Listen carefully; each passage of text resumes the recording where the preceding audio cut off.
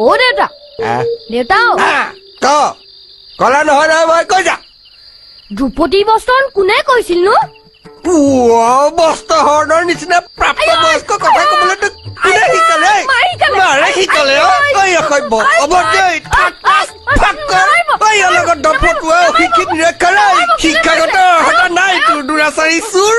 নয়না তই এইবিলাক কাৰ পাপৰ বোজা আনি পেলাই মোৰ ঘৰত ভৰালি কথা নাই বতৰা নাই মনত পৰিলে কি ধ্ৰুপদীৰ বস্ত্ৰহৰণ ভীমে কৰিছিল শ্ৰীবিষ্ণু মোৰ মূৰটো খাবলৈকে জন্ম হৈছে শনিহঁতৈ ভীম হৈছে দ্ৰুপদীৰ গিৰিয়েক মই জানো তই জান চাব্বাছ কচোন বাৰু ক কোনে বস্ত্ৰহৰণ কৰিলে ক ৰাৱণে কৰিছিলে ৰাৱণে কৰিছিলে কাটককে দিব এইটো ৰাৱণে কৰিছিলে নাজানো যদি সুধিব লাগে ন ৰাৱণে হৰণ কৰিছিলে তোৰ কুন্তীক বুজিছ কুন্তীক ৰাৱণে হৰণ কৰিছিলে আৰু নাজানিলে তহঁতি কথাবিলাক সুধিব লাগে উস্তাদি মাৰিব নালাগে নহয়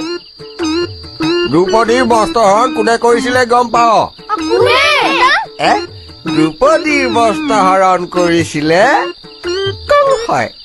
কিনো ভুল কথাখন শিকাইছে ল'ৰাকেইটাক বস্ত্ৰহৰণ কৰিছিল দুঃশাসনে আৰু সীতাহৰণ কৰিছিল ৰাৱণে আৰু কুন্তী আছিল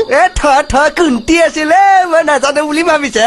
এই পাখণ্ড গীতাৰ লগত থাকি থাকি তয়ো বেষ্ট টেলেণ্টেড গাৰ্ল হৈ গৈছে দেই নয়না মই নাজানো বুলি ভাবিছ কুন্তী হৈছে তোৰ কংসৰ মাক বুজিছ আৰু কংস কোন কংস হ'ব নহয় হুমায়ুনৰ বাপেক কংস আৰু হ'ব আছিলে তোৰ জাপানৰ ৰজা বুজিছ মনে মনে থাকক ক চিঠি এখন দিছিলে দিনত কালে এইটো বয়সত নয় না নেপায়